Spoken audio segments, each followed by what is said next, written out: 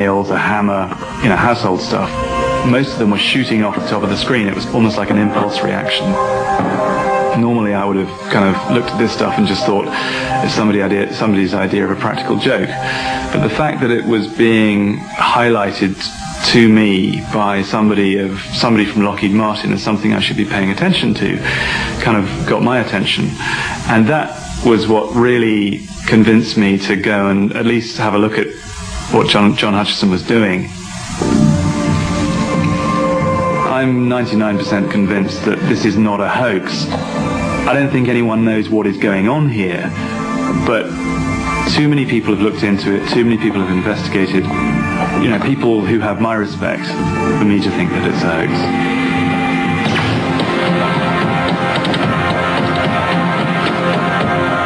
Eventually, Lockheed Martin would send their own team to conduct tests. But John hasn't heard much since, and he worries about his technology being used for military purposes.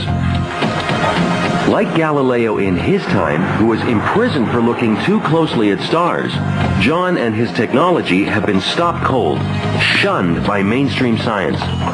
Frustrated by his inability to bring this anti-gravity technology to the world, John spends his days gathering more Navy surplus gear for his much smaller apartment-based lab. Oh, cool. Better try it to make sure it works. Looks kind of great. Looks cool.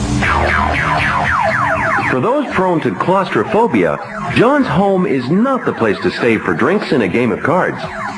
Living here in this space is like living inside a very cramped submarine. My girlfriends find this rather interesting and quite different. And actually I had some girlfriends stay overnight. They didn't seem to mind it. It hasn't got the best of things for feminine amenities, but they managed to tough it out, let's say. This is a shower box, I call it. Renamed the shower box. So when I come in here and after I get out of bed, I pull up my trusty navy-colored box, which contains all kinds of weird and wonderful stuff for growing hair and creams and stuff, and shaving equipment. Then I proceed to crawl into the little box there and start cupping myself with a cup of water and shave and all that. So I go into that routine and then think of what I'll be doing for the day.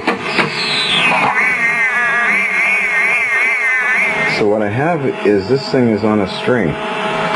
It's a toy UFO. I'm going to suspend it from a string off the floor, firing energy fields at it and see if I can get it to even move.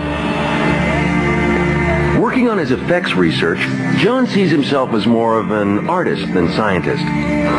Turning and twisting knobs like a painter. Dipping into electrical fields to access a random force field. But in this small lab, it's even less predictable than before. The saucer is moving and changing direction, but there might be other forces at work here. Colonel Alexander, who trained people in the U.S. Army Intelligence Service to bend metal using their minds, believes that John could be inadvertently creating the Hutchison effect through his own PK, or psychokinetic powers. One of the possibilities is that the electronic fields were actually amplifying some sort of PK experience that he was having or causing to happen. It is not uncommon, if you study the whole field of poltergeist phenomena, that strange macro PK events occur and yet seem to be beyond the control of the individual who is causing it to happen. An example of this kind of random event happened in 1989 when a visiting Vancouver news crew was setting up at John's lab to film the Hutchison effect. The target area was that yellow crate with the metal objects. But to everyone's shock, a sponge in the back of the room took off into the air and then fell back down. John didn't actually see it and was genuinely surprised. Like that, it went up and hit the ceiling 1 second, maybe 2 seconds, and then came down. Kidding. No. some time ago I was doing some testing and got into some big trouble after I levitated a toy UFO and some other objects. Apparently, John's experiments were lifting objects in nearby homes, and the neighbors called the police. The police came full bore in here with engineers, inspectors.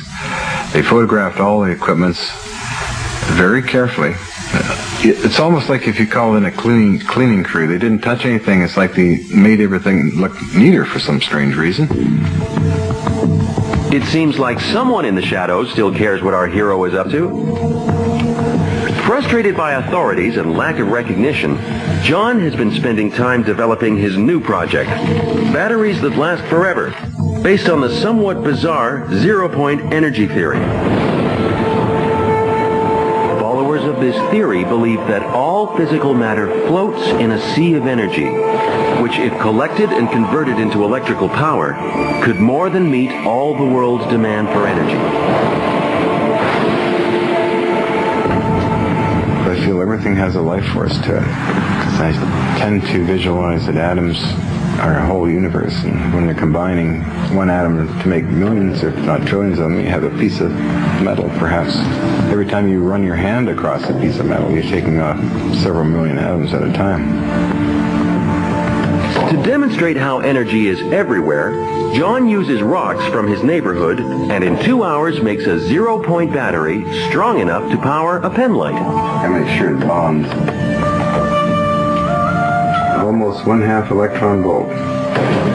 This is better than a conventional battery simply because it never runs down. So with these things, they could last approximately as long as minerals last, up to maybe 1,000 years, unknown. Realizing his batteries could help solve the world's energy crisis, the Japanese have embraced John and funded him to build his bigger crystal-based models. I got orders from Japan and sponsorship for me to make more of them. So the money would come through into my bank account, and indeed I made units that are actually in Hiroshima City. If you don't mind. While various zero-point energy devices were funded by the Japanese, so far none have taken off on a mass scale. Whether building batteries or levitating objects, John Hutchison is an eccentric enigma. Of course, virtually no mainstream scientists take John or his invention seriously. But then only a little over 100 years ago, people believed it was impossible to send a radio wave across the Atlantic. Now just imagine if this backyard scientist really has discovered a primal force of nature that could transform our world. I am only taken seriously by the military scientists. The academic scientists really don't know what to make of me. Well, to say a lot of other people too don't know what to make of me. I'm just a different person, and I'm kind of happy with myself. I don't want to try and change myself. These are the results. Objects floating in the air. You'd think it's a breakthrough in the world of science. Yet, to this date, the Hutchison effect has not been reproduced by anyone but John Hutchison. Adding to the mystery, the Canadian government confiscated his anti-gravity equipment in the late 1980s. The U.S. government has also become extremely interested in the Hutchison effect.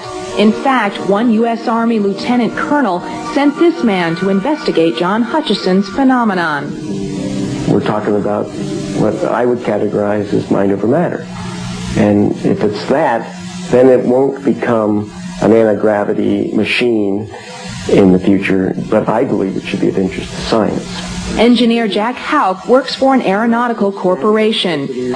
On his 2-day visit 12 years ago, he videotaped cylinders falling and gun barrels crashing on cement.